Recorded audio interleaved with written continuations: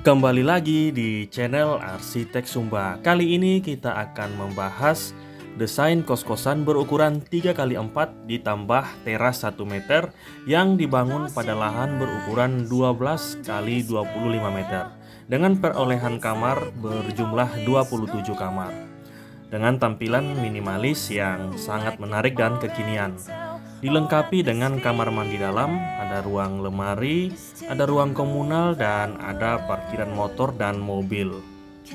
Bagi Bapak Ibu yang membutuhkan jasa desain berbayar, silahkan menghubungi kami via email atau via WhatsApp yang sudah tertera. Kita lanjut kepada animasi konstruksinya. Di sini kita mulai dari pemasangan tulangan untuk pondasi footplat atau pondasi cakar ayamnya. Ini adalah pondasi utamanya. Di sini kita menggunakan besi 16 ya, atau diameter 16. Kemudian kita lanjut dengan pengecoran bagian pondasi footplatnya. Dan untuk denahnya bisa dilihat secara detail, di sini akan saya tampilkan, tapi jangan lupa di follow atau di subscribe terlebih dahulu ya. Kemudian ini untuk kamarnya terdapat dua arah tangga ya, jadi ada dua tangga di sini untuk memaksimalkan sirkulasi manusia, dan di bawah tangganya itu kita fungsikan sebagai toilet umum serta ada gudangnya. Kemudian kita lanjut dengan pemasangan pondasi batu kali serta pemasangan bagian slope. Slope ini struktur penopang atau pengikat bagian bawah. Kemudian kita lanjut dengan pengurugan sirtu dan pasir uruk. Karena lantainya ini kita angkat lebih tinggi 80 cm dari muka tanah. Kemudian kita lanjut untuk pembesian pada kolom utama atau kolom induk. Untuk kolom utama di sini menggunakan kolom berukuran 25 x 30 cm. Lanjut dengan rabat lantai setebal 5 cm dan posisi tanahnya seperti ini ya. Jadi lantainya itu diangkat setinggi 80 cm dari muka tanah. Dan untuk lorong di tengah itu lebarnya sekitar 2 meter. Kalau tambah dengan teras itu lebar total di tengah itu ada 4 meter yang bisa difungsikan sebagai area bersantai atau teras dan difungsikan juga untuk parkir kendaraan motor. Jadi masing-masing penghuni bisa memarkirkan motor di depan terasnya masing-masing. Kemudian untuk kamarnya sirkulasinya dari dua arah. Pada bagian belakang terdapat glass block serta ada batu roster di situ ya untuk sirkulasi udara dan cahaya dari arah belakang. Sedangkan dari arah depan bisa dilihat itu terdapat jendela ganda ya atau jendela double di situ, dan di atas pintu dan jendela juga terdapat batu roster atau lubang angin ya. Kemudian kita lanjut kepada pekerjaan plesteran. Dan untuk penataan ruangan dalamnya seperti ini, kita mulai dari kamar mandi saja. Di sini kita menggunakan shower untuk mandi, kloset duduk, lalu ada wastafel yang dilengkapi dengan cermin, dan tidak lupa itu rak penggantung handuk ya. Dan untuk pintu kamar mandinya kita menggunakan pintu kamar mandi pabrikan berbahan plastik atau fiber ya yang anti air. Untuk kamar tidurnya sendiri di sini kita bisa gunakan kasur double bed ukuran 120 x 200 atau yang 160 x 200 ya. Terus untuk dindingnya sendiri di situ saya tambahkan wall button ya, biasa disebut wall button. Itu lagi tren sekarang lagi tren untuk dinding kamar dihias seperti itu karena bisa mempercantik ruangan kamarnya dan kesannya lebih mewah ya. Kemudian untuk jendelanya semuanya kita lengkapi dengan tirai atau gorden. Nah itu di bawah tangga ada ruangan yang difungsikan sebagai gudang, sedangkan tangga sebelahnya untuk toilet umum. Jadi toilet umum itu bisa dipakai untuk tamu yang tidak diperbolehkan masuk ke kamar ya.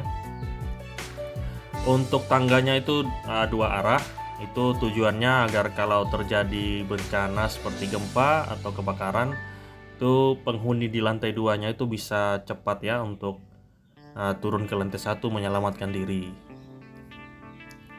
Kemudian kita lanjut kepada lantai 2. Di sini polanya sama.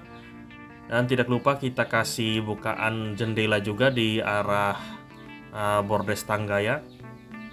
Jadi ruangan tangganya tidak gelap dan tetap ada udara yang masuk ke area bordes tangga. Nah, jelasnya seperti itu ya. Kemudian kita lanjut kepada plesteran lantai 2 dan penataan interiornya atau penataan bagian kamarnya. Di sini tidak berbeda dari lantai 1, polanya masih sama.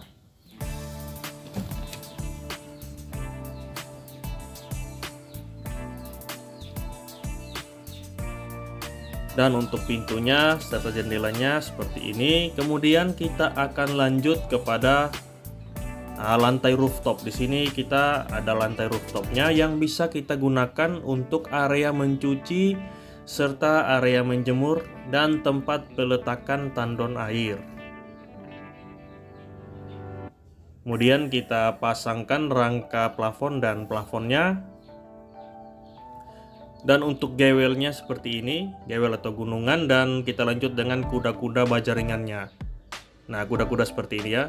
Dan untuk dinding terluar atau atap terluar itu kita tambahkan talang beton agar airnya tidak jatuh ke lahan tetangga. Kemudian untuk atapnya ini menggunakan atap spandek yang dipadukan dengan atap transparan ya.